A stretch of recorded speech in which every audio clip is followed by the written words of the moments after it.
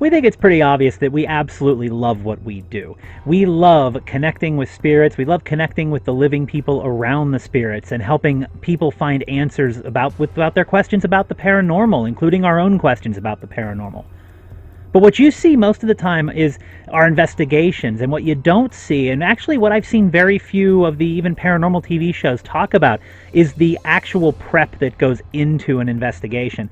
There is so much work leading up to it, and we actually start prepping weeks before we actually get to investigate the locations. What we're going to show you today is a step-by-step timeline of how we prepare for our investigations.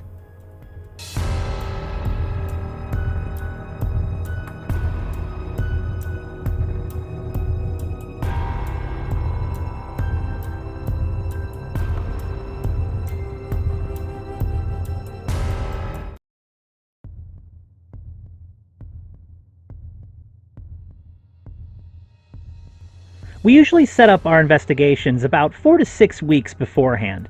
And that's usually where Emily comes in. She does her research, she finds the location. We do get input from myself, from other members of the team, but Emily really leads the way when it comes to selecting the locations. Now, once that location is selected and once we are booked, that's when her work really begins. She does a lot of research, newspaper articles, histories, obituaries, separating the fact from the fiction, because there's legend and then there's fact. And when you're doing research, it's really important to separate the two of those, and that's what Emily really is doing in the weeks leading up to the investigation.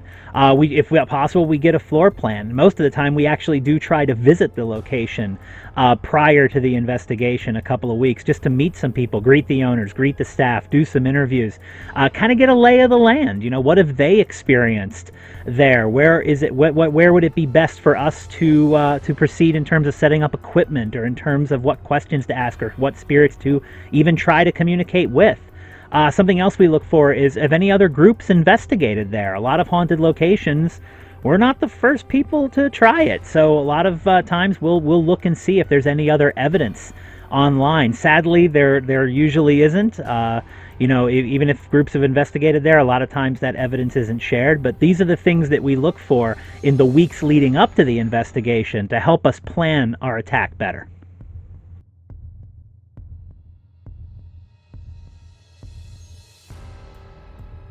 So the time leading up to the investigation, let me tell you, weeks become days really quickly. And in those last few days before we set out for the investigation are very important. We take all of the research that Emily has done, and this is where we game plan. This is where we plan it out. What equipment are we going to use? How are we going to use the equipment? We just plan out step by step everything that we're going to try to do during that investigation so that we're ready when we get there. And really that's it. What kind of spirits are we dealing with? What trigger objects should we bring? Is there anything negative that we need to prepare for? These are the things that we are figuring out based on the research in the days leading up to the investigation.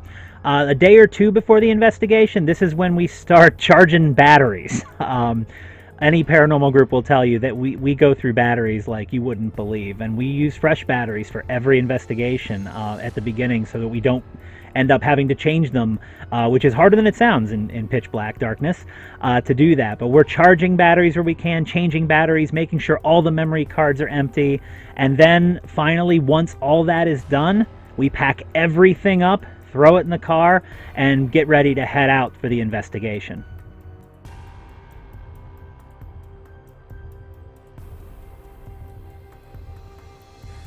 Investigation day is awesome. It's awesome. You get up that morning and you know that night you're going to be walking into the unknown, and you are going to be a different person the following day. Every investigation changes you every single time, and the day of the investigation we are completely amped. We try to get a good night's sleep before it. We most often don't. But this is the day that you live for when you do this. And, this is also when you prepare, and each person has their own way of preparing. Every team member, probably every paranormal investigator everywhere has a different way that they prepare for the investigation. But, A lot of times with us, this is also the day that we're driving to the location. Unlike most of the the paranormal TV shows, we have full-time jobs. We can't spend 2 or 3 days at a location before we investigate it. So a lot of times we're driving up that day. I kind of like it because for me, that drive up time, that's when I do my preparation, and we actually don't say much on the way up to a location, because I think we're all kind of in that preparation mindset, because we know that the moment we get there, that's when the real work begins. We're going to get another tour of the location. We're going to talk to more people. We're going to unload the gear, and we're going to set into motion all of the planning that we've done for the past 2 or 3 weeks.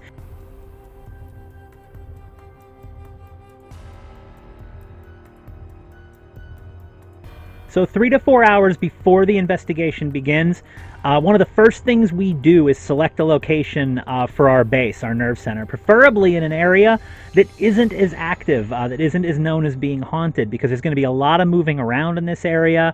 Chances are we're going to have some lights in this area. You're going to have screens and equipment. This is the place that we set up, which is kind of the safe zone.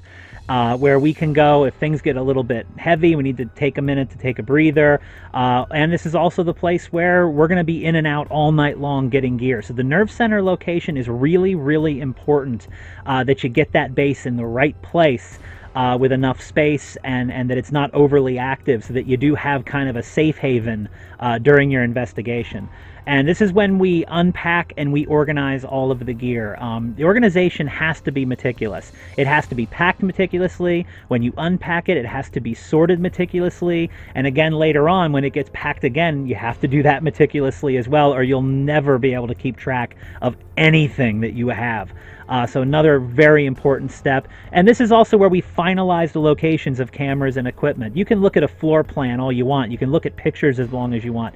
You can do a walkthrough 2 or 3 weeks before, but sometimes locations change.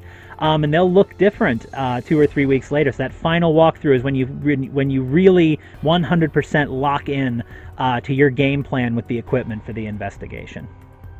So, how do we determine where the equipment goes? Most importantly, the full spectrum cameras, because almost all the evidence that we're going to get, especially visually, is going to come from those stationary full spectrum cameras. So how do we decide it? Well, there's a couple of ways that we do it. First of all, we look at historically active areas, based off of interviews, based off of research, based off other investigations that have been done. At the Worcester Inn, for example, we heard from research, we heard from stories and interviews that the active areas were room 307, the second floor hallway, room 303, and room 218. So guess where we put our cameras? That's where we positioned our stationary cameras. Grapevine Farms, we were told through stories that David's room was very active. The second floor hallway and the attic were the most active areas that we should investigate. So that's where we put our cameras. At Miss Fanny's, the master bedroom, the third floor bedroom, and the attic were where we were told most of the activity happens. So that, again, those interviews, those research, the research that we do becomes it's so important for where you're going to put those cameras. If we've investigated before, it's extremely helpful, because not only do we have the research, we also have our own experiences, and we may have had things happen that will determine where we put the equipment. One of my favorite stories of that's got to be room 307, the ghost room at the Worcester Inn. We had the camera facing the bed with the mirror behind it, and what happened was, during the investigation, we came back to the room and we thought we caught the scratches on the mirror. Well, the camera wasn't facing that way. So the next time we investigated there, guess which way we pointed the camera? Now, granted, it didn't happen again, but at the same time, our previous experience taught us that that's where we should aim the camera, which is why we did it. If there's somewhere that you're planning to spend a lot of time, if we're going to be in one area a lot, we know to put a stationary camera there, because we want to make sure we catch every second of our time there. Because if we're spending a lot of time there, there's a good chance that we have either been told or there are records of a lot of activity happening in that location. But it's also important for some technical reasons. You don't want to put cameras in the middle of the room.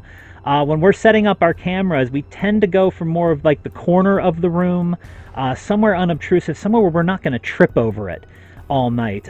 We don't want it obtrusive for us. We don't want it obtrusive for the spirits either. We want them to be able to travel in the same pathways, in the same hallways, in the same doorways that they would normally travel if we weren't there. We try to keep the environment as similar as possible to when we're not there.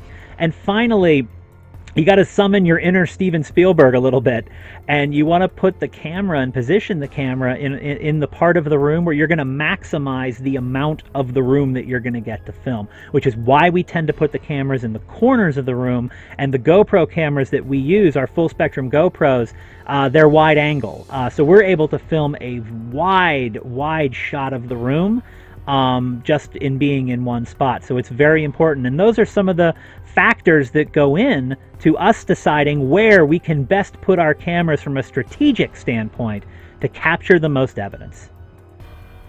But what about some of those other cameras we use? How about the nerve center cameras? They are night vision. They do a lot of the same things that our GoPros do, but we use them differently.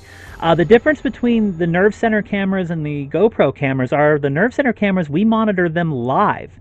We have a screen that shows the cameras live, so you want to use them a little bit differently and a little bit more strategically. We do want to put them in an active area, but we also want to put them in areas that either through research or experience we know are active even when people aren't around.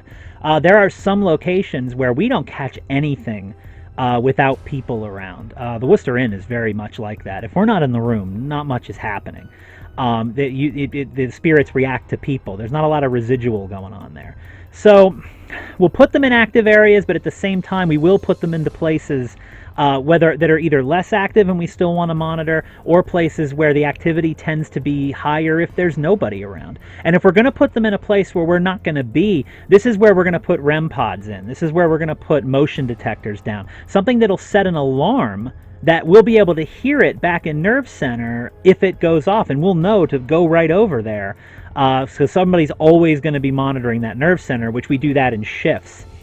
So it's another way that it's helpful is sometimes we tend to investigate in groups, but sometimes you want to send somebody somewhere alone. And I'm not comfortable sending a member of my team in alone somewhere without anybody watching. There's a multitude of reasons for that, and some of it paranormal and some of it not, just for safety reasons. But when you have a nerve center camera in a place where you want to know you're going to want to send somebody in alone, it's like you're there, because when somebody goes, into the basement of Grapevine Farms by themselves, we're watching them on nerve center, and it's peace of mind for us. It's also peace of mind for the investigator, because, like I said, there's paranormal stuff that happens, but some of the locations we investigate are, not as clean. They're older buildings. They're buildings that have been, that aren't used as asylums or sanitariums or hospitals anymore, and they're not as well kept as a place that's open for business. So again, it just gives us that extra peace of mind. I love the nerve center camera for that reason. Beyond the nerve center cameras, we also have a thermal camera. You'll find, and you probably noticed this in our videos, we don't use the thermal camera as a stationary camera very much. The couple of times that we've used it, mainly at the second floor hallway of the Worcester Inn. The reason we used it as a stationary camera there is because there was reports of a child spirit running up and down the hallways, and I thought, what, if something is running up and down the hallways, maybe it'll show up on thermal. So we did it as a stationary camera there. I like to use thermal. Our team uses thermal mostly for when we feel we should use it. Sometimes you just get a feeling as to when you should use a piece of equipment. A lot of times, for me, if I feel like a spirit is hiding from me, especially a child spirit, I'll go get the thermal camera and say, all right, let's play some hide and seek now. Hide from me now, which I know I've said before on camera because I've heard myself say it.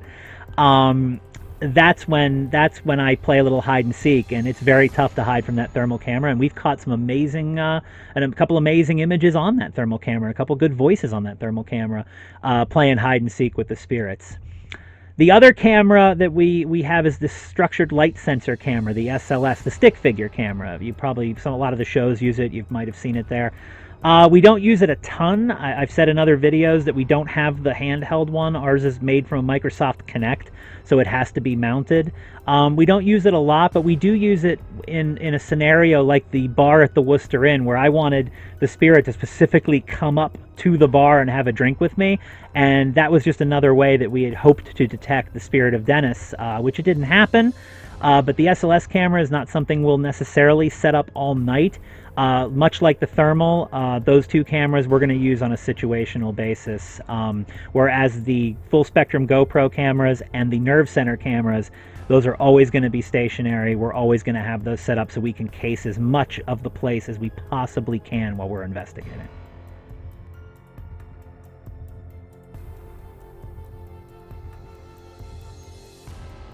As you get down to about 2 hours before the investigation, most of the equipment is already set up. Your stationary cameras, your nerve center cameras, they are where they're going to be. Now you're starting to test. You're testing all the cameras, you're testing the setup, you're testing the nerve center signals, making sure everything's coming through. You're confirming the infrared light setups for all the cameras, because it doesn't do you any good if the IR light's not shining in the same place you're trying to film. So this is where we're running tests to try and set all of that up. We're confirming that all of the equipment is calibrated, working properly. All of the EMF detectors, the Mel meters, the Ovulus, the digital recorders are working. All of this is done in that space leading up to, in that 2 hour frame, time frame between, and once you're done setting up and then before the investigation begins. And right here, you're really just starting to finalize your game plan here. You're finalizing the game plan. You're finalizing the participants. A lot of times we invite owners and staff to be a part of it, and it's around this time where it's like, okay, who's in, who's out, so that we can really game plan as for who we're going to have included and involved in that night's investigation.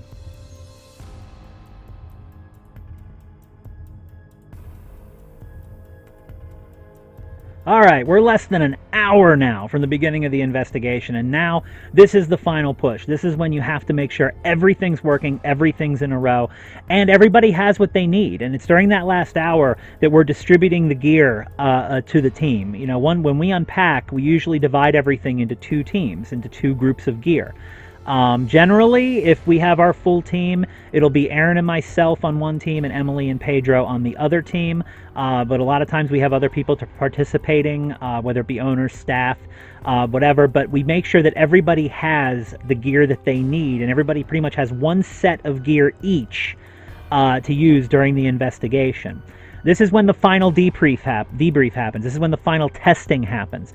One of the things about investigating, and one of the things that we have found, is that it is really important during an investigation that one person is in charge. One person is in charge, one person's voice, one person leads, one person orders, one person determines. And a lot of that is because it's just safer that way.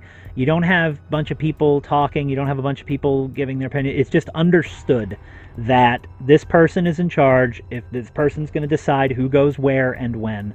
And on our investigations, I am the one that's in charge. I mean, it's trust me, it's Emily and I are both the lead investigators. But because of my knowledge of the tech and because my familiarity with all the equipment, all the game planning, all the setup, she's in charge leading up to the investigation. But once the investigation begins, I'm in charge. And it just runs so much smoother that way. So I'll debrief everybody. I'll do the final run through where our cameras are, what we're trying to do, what I want us to try to accomplish, and where we're all going to start, and then where we go from there.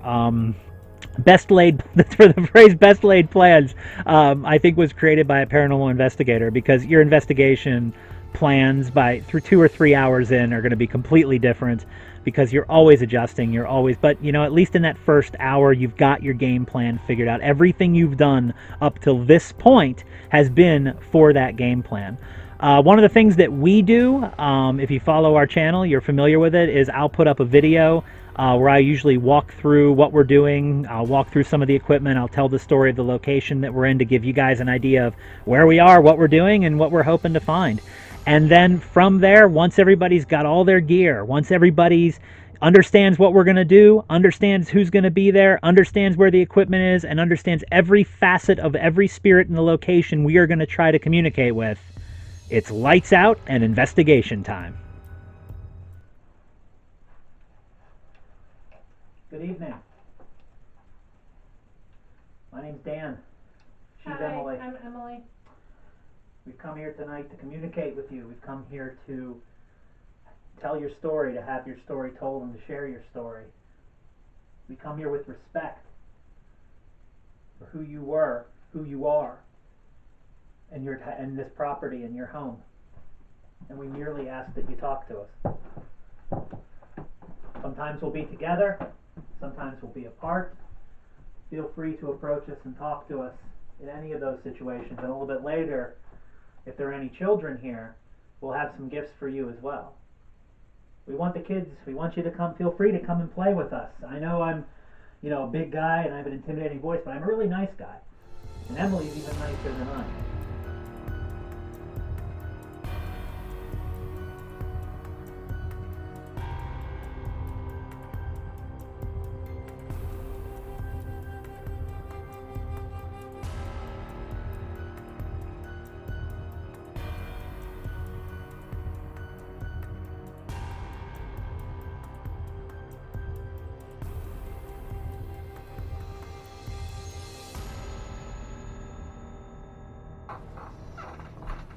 We'll see. So as you can see, it's a lot of work to do an investigation. Obviously, what you see in the videos and what you see on the TV shows are the results, the investigation itself, the fun part to watch, because everything else we do, the weeks and days leading up to it, isn't as much fun to watch. But for every single paranormal investigator everywhere, we love every single second of it and wouldn't trade a second of it for the world. It's what we live for. It's why we love what we do. And we wanted to share a little bit of that process with you today.